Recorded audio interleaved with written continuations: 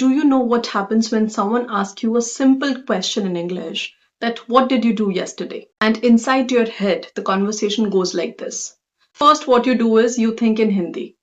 कल मैं अपने दोस्त से मिला था. कल यानी yesterday. Then you translate it from Hindi to English.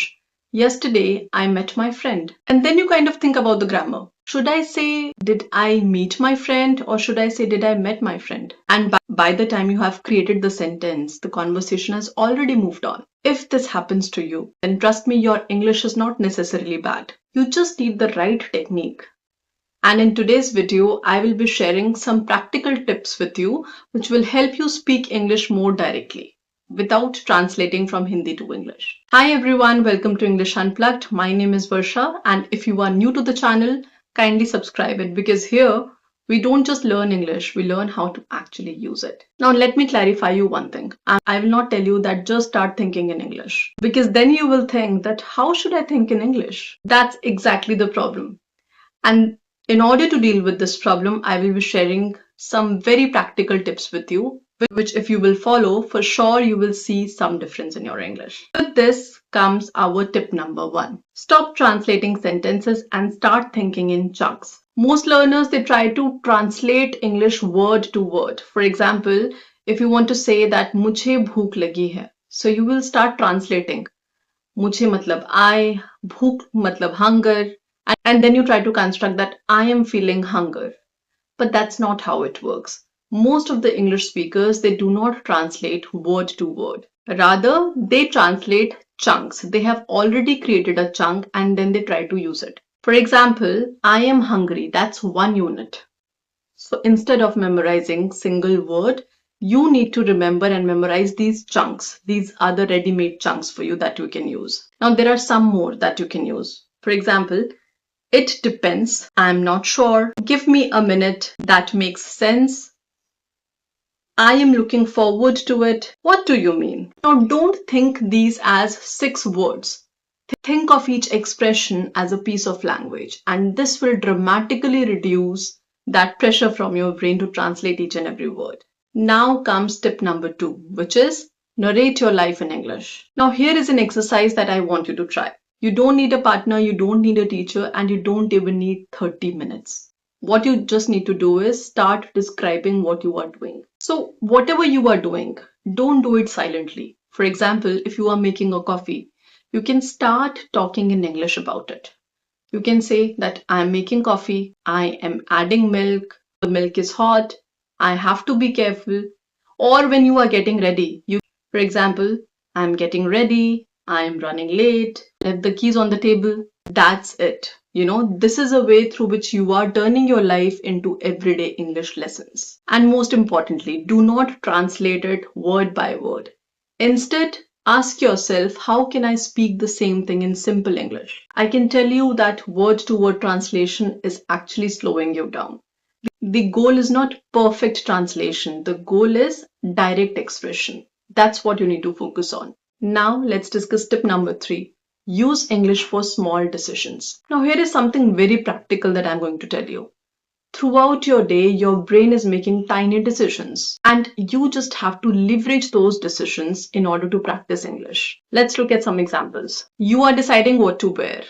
So ask yourself in English, should I wear the blue shirt or the white one? You are deciding what to eat.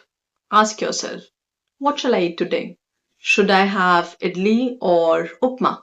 You are deciding whether to go out. Should I plan something for this weekend or should I opt a weekday? Or you are planning for your weekend. Maybe I'll go on Saturday. So these sentences, these are incredibly useful. Now, you are not just sitting out there and inventing English sentences. You are using English in order to think about something that you genuinely care about. And that's exactly what we want. Now, let's talk about tip number 4. Don't look for perfect word. Now, this tip is very important. The problem that most of the learners they face is that they know the idea that they want to convey, but they don't find the exact word to use. For example, let's say that you need a ladle, but you are not aware of the word or you are not able to recall what word has to be used. And it's absolutely fine if you do not know the word ladle. In order to convey the message, you can still say that I need that big spoon which is used for serving soups. The idea will still be conveyed. So don't stop if you do not know the exact word. Or let's take example that you do not know the word stapler, but still you want to convey the idea. So you can say that I need that thing which is used to attach papers together. This particular skill is called circumlocution. So circumlocution basically means explaining something even when you do not know the exact word. Guarantee you that even native speakers, they can't remember each and every word. But the difference is that they keep the conversation going. So instead of focusing on what's the word, I can't remember it, focus on how you can actually explain it, how you can put it across. And that one habit will actually make you more fluent. Now comes tip number 5. Give yourself 5-second challenge. Now here is a challenge for you. Whenever you have the opportunity to speak English, don't mentally prepare yourself. Give yourself just 5 seconds and start. For example, someone has asked you, what do you do in free time? And you started thinking that which grammar rule should I use? Which tense should I use? Should I say during my free time or in my free time? Is my pronunciation correct or not? Don't get into these questions. Just start. For example, you can answer like this. Well, I usually just watch movies or meet my friends or maybe plan a lunch or dinner with them, and sometimes I prefer to stay at home. So once you have started, your brain will automatically find the next sentence without much effort. Always remember that fluency is not about thinking everything in advance. Fluency means being able to keep going on even when you are still thinking. And finally comes tip number 6, which is think in English, but start small. Finally, let's talk about the advice that everyone gives. Think in English, but don't try to spend your entire day initially thinking in English, because that is going to be very exhausting. Rather, what you can do is start with tiny thoughts. For example, when you wake up, "God, I'm so tired." When you see the weather, "It's really hot today." When your phone rings, "Who's calling me?" When you are getting ready, "I need to leave in 10 minutes." When you are annoyed, "This is getting on my nerves." So these are the tiny thoughts which are incredibly valuable because you are slowly training your brain that English is not a subject that I have to study. English is the language that I will use to process my life. And that's the shift that we are looking for. And remember, even if you find yourself still translating from Hindi to English, don't push yourself too hard because it is not an overnight process.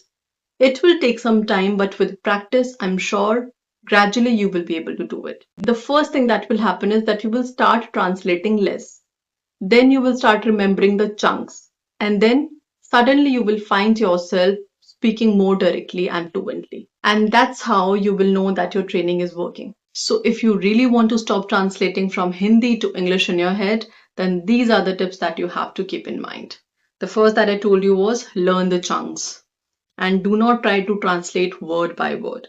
Then narrate your life. Even the small things that you are doing, start speaking them in English. Use English for small decisions. Describe the words that you do not know and start speaking before you feel ready.